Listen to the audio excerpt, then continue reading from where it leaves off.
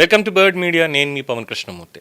Concept అయితే ఉత్తరాంధ్రదే, కాకపోతే entire ఆంధ్రప్రదేశ్కి సంబంధించిన పెట్టుబడుల మీద ఏం మాట్లాడుతున్నారు అన్నదాన్ని చూసినప్పుడు మాత్రం టైటిల్కి యాప్ట్ అనమాట. పెట్టుబడుల మీద వైసీపీ పగబట్టేసింది. అబ్బా, మనం ఉన్నప్పుడు పెట్టుబడులు రాలేదు, మనం ఉన్నప్పుడు అన్ని నూడిల్స్, పిజ్జా సెంటర్లు, లేదంటే మన ఐప్యాక్ మెంబర్లతో పెట్టుబడులు అని చెప్పి బలంగా చెప్పాం. ఇప్పుడు చూస్తే ఏంట్రా అంటే ఏకంగా గూగుల్ సీఈఓలు వీళ్ళందరూ కూడా వస్తున్నారు. ఇది ఎక్కడ పెట్టుబడులు రా నాయన, అందుకే ఇవేం రాకూడదు, మనం ఉన్నప్పుడే రావాలి అనే విధంగా పెట్టుబడుల మీద పగబట్టేశారు అంటున్నారు. ఒక పక్కన ఉత్తరాంధ్రని దేశంలోనే అతిపెద్ద IT and data centre hub కింద తీర్చిదిద్దే ప్రయత్నాలు జరుగుతున్న సమయంలో ఆ ప్రాంతానికి వస్తున్నటువంటి ప్రతి భారీ పెట్టుబడిని కూడా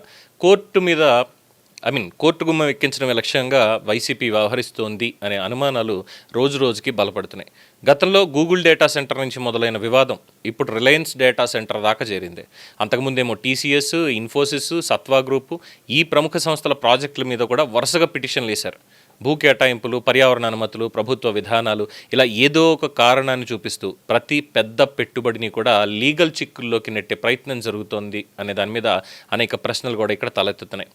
ఈ పిటిషన్లు దాఖలు చేస్తున్న వాళ్ళందరూ కూడా పైకి స్థానికులు, సామాజిక కార్యకర్తలు, ప్రజా ప్రయోజనాల కోసం పోరాడుతున్న వ్యక్తులుగా కనిపించిన వీటి వెనుక వైసీపీకి అనుబంధంగా పనిచేస్తున్న లీగల్ నెట్వర్క్ ఉంది అన్న ఆరోపణలు రాజకీయ వర్గాల్లో బలంగా వినిపిస్తున్నాయి. ఇక్కడ ఇంకో మాట కూడా ఈ సందర్భంలోనే చెప్పాలి. కూటమి ఫెయిల్యూర్ గురించి కూడా మాట్లాడాలి. ఎందుకు అనంటే మొత్తం ఉత్తరాంధ్రకి సంబంధించి మాట్లాడుతున్నాం కాబట్టి, అది విజయనగరం అయినా, శ్రీకాకుళం అయినా, విశాఖపట్నం అయినా కానీ చుట్టుపక్కల మొన్నే మాట్లాడుకున్నాం పంచదార్ల నో మైనింగ్ జోన్ అని. అలాగే ఇప్పుడు తర్లుకొండకి సంబంధించి కూడా బొలిశెట్టి సత్యనారాయణ గారు దీని మీద పోరాటం చేస్తున్నారు. అలాగే విశాఖకి జలధార అనేటువంటి కాన్సెప్ట్ మీద కూడా ఆయన చెప్తున్నారు. ముఖ్యంగా పర్యావరణానికి సంబంధించి ఆయన వెనకాల ఎవరు లేరు. ఆయన కూడా కూటమిలో భాగంగానే జనసేన పార్టీ నేతగా ఉన్నారు. పార్టీ కార్యక్రమాల్లో ఆయన ఉన్నా లేకపోయినా ఆయన జనసేన నేత అనడంలో ఏమాత్రం అభ్యంతరం అయితే లేదు. బట్ ఆయన్ని మిగతా వాళ్ళని ఒకే ఘటన కట్టడానికి వీలు లేదు. ఎందుకంటే ఆయన మాట్లాడేటువంటి మాటల్లో లాజిక్ కానీ, పూర్తి స్థాయి ఆధారాలు, వ్యవహారాలు అన్నిటితోటి ప్రభుత్వం ఏం చెయ్యకూడదు, ఎక్కడ చెయ్యొచ్చు అనేది కూడా ఆయన చెప్తున్నారు. కాబట్టి ఆయన సజెషన్స్ కింద తీసుకోవచ్చు. కానీ ఇక్కడ వైసీపీ ముసుగులో వెనకాలండి వాళ్ళు చేయిస్తున్నటువంటి దాంట్లో మిగతా ఉన్న వాళ్ళందరూ కూడా చాలా క్లియర్గా ఈ పెట్టుబడుల మీద ఎవరు రాకూడదు అని చెప్పి లీగల్గా వాళ్ళని ఎక్కడికక్కడ ఆపేయాలనే ప్రయత్నమే చేస్తున్నారు తప్ప ఇంకోటి కాదు. అట్ ద సేమ్ టైం అక్కడ జరుగుతున్నటువంటి మైనింగ్ ఊహాగానాలు కావచ్చు, లేదంటే లోకల్గా అక్కడ మాట్లాడుకుంటున్నది కళ్ళెదుటకుండా మనకు తవ్వేసింది కనిపిస్తున్నాయి చూసారా, వాటికి సంబంధించింది ఏది తీసుకున్నా కానీ దాదాపుగా 1000 నుంచి 5000 కోట్ల రూపాయల వరకు గ్రావెల్ని, ఇసుకని, వీటన్నింటినీ కూడా అక్కడ తవ్వేశారు, ప్రకృతిని నాశనం చేస్తున్నారు. దీని వెనకాల అధికార వర్గాలే ఉన్నాయి అన్నటువంటి బలమైన ఆరోపణలు వినిపిస్తున్నాయి. ఇది కూటమి ఫెయిల్యూర్ కిందే భావించాలి. సో దాని మీద ఎటువంటి చర్యలు తీసుకుంటారనేది కూడా కూటమి చెప్పి తీరాలి. సో ఇక్కడ కమింగ్ బ్యాక్ టు మళ్ళీ పెట్టుబడుల దగ్గరకు వచ్చినప్పుడు, అధికారంలో 5 ఏళ్ళు ఉన్నప్పుడు విశాఖకి ఒక్క గ్లోబల్ టెక్ దిగ్గజాన్ని కూడా తీసుకురాలేకపోయినటువంటి వైఎస్ఆర్సీపీ పార్టీ ఇప్పుడు కూటమి ప్రభుత్వం వరుసగా పెట్టుబడులను ఆకర్షిస్తూ ఉండడాన్ని జీర్ణించుకోలేకే న్యాయపరమైనటువంటి అడ్డంకులనే ఆయుధంగా వాడుతోంది అనేటువంటి విమర్శలు ఇక్కడ వ్యక్తం అవుతున్నాయి. ప్రాజెక్ట్ ఆగిపోతే చాలు పెట్టుబడిదారుల్లో సందేహం మొదలవుతుంది. అదే ఈ వ్యూహం వెనుక ఉన్నటువంటి అసలు లక్ష్యం అన్న చర్చ కూడా ఇక్కడ సాగుతోంది. మరి ఇక్కడ నష్టపోయేది ఎవరు? ఒక కంపెనీ 100 కోట్లు లేదా 1000 కోట్ల పెట్టుబడి పెట్టే ముందు చూసేది రాజకీయాలు కాదు, స్థిరత్వం, స్టెబిలిటీ. కోర్టుల్లో కేసులు, అనిశ్చితి, ఆలస్యం ఇవన్నీ కనిపించాయనుకోండి, ఆ సంస్థకి తెలంగాణ, తమిళనాడు, కర్ణాటక వంటి ప్రత్యామ్నాయ రాష్ట్రాలు ఎప్పుడూ అందుబాటులోనే ఉంటాయి. ఒక్కసారి పెట్టుబడి వెళ్ళిపోయింది అంటే దాంతోపాటు వేలాది ఉద్యోగాలు, అనుబంధ పరిశ్రమలు, స్థానిక వ్యాపార అవకాశాలు కూడా అక్కడి నుంచి వెళ్ళిపోతాయి.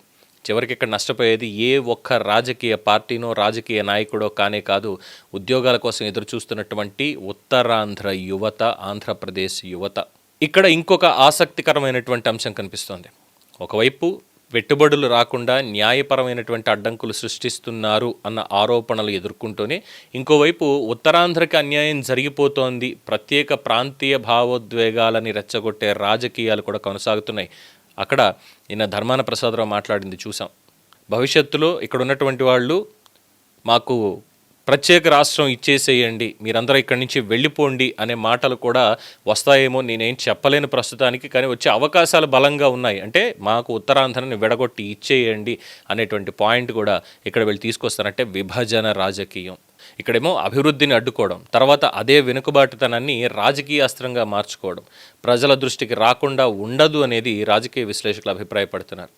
అభివృద్ధి వస్తే ప్రాంతం ఎదుగుతుంది, ఎదిగితే అసంతృప్తి రాజకీయాలకి స్థానం తగ్గిపోతుంది. ఇదే అసలు భయమా వీళ్ళకి అనే ప్రశ్న కూడా వినిపిస్తోంది. ప్రజాస్వామ్యంలో న్యాయస్థానాలను ఆశ్రయించే హక్కు ప్రతి పౌరుడికి కూడా ఉంది. కానీ ఆ హక్కు నిజమైన ప్రజా ప్రయోజనాల కోసం వినియోగించాలా, లేక రాజకీయ ప్రత్యర్థుల్ని అడ్డుకునే విధంగా సాధనంగా మార్చుకోవాలా అన్నది ఇక్కడ ప్రజలే నిర్ణయించాలి. ఉత్తరాంధ్రకి ఈరోజు అత్యవసరం ప్రాంతీయ నినాదాలు కాదు, పెట్టుబడులు, ఉద్యమాలు కాదు, ఉద్యోగాలు, కోర్టు కేసులు కాదు, కంపెనీలు. ఎందుకు అనంటే ఒక భారీ పరిశ్రమ వస్తే వేల కుటుంబాల భవిష్యత్తు మారుతుంది. ఒక డేటా సెంటర్ వస్తే దాని చుట్టూ మొత్తం ఆర్థిక వ్యవస్థ ఏర్పడుతుంది, ఒక ఎకోసిస్టమ్. అలాంటి అవకాశాలని రాజకీయ కక్షల కోసం పణంగా పెడితే చరిత్ర క్షమించదు. ఉత్తరాంధ్ర యువత కూడా ఇక ఒక విషయం స్పష్టంగా గుర్తుపెట్టుకోవాలి. పెట్టుబడులను అడ్డుకునే రాజకీయాలు చివరికి వారి భవిష్యత్తుని అడ్డుకుంటాయి. ఇది మాత్రం గుర్తుపెట్టుకొని వాళ్ళు నిర్ణయం తీసుకుంటారా ఏంటి అనేటువంటిది. ఎందుకంటే ఫర్ ఎగ్జాంపుల్ ఇక్కడ చెప్పాల్సినటువంటి మాట, ఎక్కడో నీట్ ఎగ్జామ్ లీక్ అయిందని చెప్పి ఢిల్లీలో జంతర్ మంతర్లో చేయడం కాదు, దీక్షలు కానీ ఇవి కానీ. దీన్ని కూడా అలాగే అనుకోండి, ఇక్కడ మన అవకాశాలకు గండి కొట్టేస్తున్నారా, ఇలా అడ్డం పడుతున్నారు కోర్టులకి అన్నప్పుడు యువత ఎవరైతే ఈ పిటిషన్లు వేయిస్తున్నారో వాళ్ళని మీరు అడ్డుకుని తీరాలి. మీకెవరిచ్చారా ఈ హక్కు మా భవిష్యత్తుతోటి ఆడుకోవడానికి అని వాళ్ళ మీద ఆందోళన చెయ్యండి వెళ్ళి. లేదంటే ఇలాగే జరుగుతూ ఉంటాయి. అక్కడేమి డేటా సెంటర్ హబ్కి సంబంధించి పర్యావరణ అనుమతులు లేకుండా ఏం చేయట్లేదే. పర్యావరణ అనుమతులు ఇప్పుడే కాదు, ఎప్పుడో వచ్చాయి. ఎక్కడ చేస్తున్నారు, ఎలా చేస్తున్నారు, దానికి సంబంధించినటువంటి బ్లూ ప్రింట్ ఏంటి, ఇవన్నీ న్యాయస్థానాలు ఏమన్నా చూడకుండా ఉంటాయనుకున్నారా? ఖచ్చితంగా చూస్తాయి. గ్రీన్ ట్రైబ్యునల్ కావచ్చు, హైకోర్టు అండ్ సుప్రీంకోర్టు కావచ్చు, కేంద్ర మంత్రిత్వ శాఖలు కావచ్చు, ప్రతి ఒక్కళ్ళు అబ్జర్వ్ చేస్తూనే ఉంటారు. విశాఖపట్నానికి ఇన్ని కంపెనీలు వస్తున్నాయంటే ఒక ఎకోసిస్టమ్ అక్కడ డెవలప్ అవుతుంది. ఫర్దర్గా భవిష్యత్తులో విశాఖపట్నం అనేటువంటిది ఎంత భారీ స్థాయిలో ఎదగబోతోంది, at the same time Uttarandhra ఎలా ఎదగబోతోంది అనే దానికి ఆల్రెడీ ప్రణాళికలు రచించారు. దాని ఫలితాలు కూడా త్వరలో కనిపించబోతున్నాయి. అయినా సరే అడ్డుకుని తీరాల్సిందే. మా హయాంలో రాలేదు, ఇప్పుడు వీళ్ళ హయాంలో వచ్చేస్తే ఇంకా మాకేముంది రాజకీయం అనుకుంటే మాత్రం ఎవరేం చేయలేరు. ఉత్తరాంధ్ర యువత మీ భవిష్యత్తు మీ చేతుల్లోనే ఉంది, ఈ సోకాల్డ్ రాజకీయ నాయకుల చేతుల్లో కాదు. మీ భవిష్యత్తుగా అడ్డుపడే వాళ్ళ చేతుల్లో అంతకు మించి కాదు అనేది మాత్రం 100% గుర్తుపెట్టుకోవాలి. దానికి తగ్గట్టుగా విజ్ఞతతో వ్యవహరించాలి. ఇదే చెప్పదగినటువంటి ఒక సూచన. దీని మీద మీ అభిప్రాయం తెలియచేయండి. చూస్తూనే ఉండండి ది బర్డ్ మీడియా. ఈ వీడియో మీకు నచ్చినట్లయితే లైక్ చేయండి, షేర్ చేయండి, సబ్స్క్రైబ్ చేయండి. మరిన్ని అప్డేట్ల కోసం మా వాట్సాప్ ఛానల్ను ఫాలో చేయండి.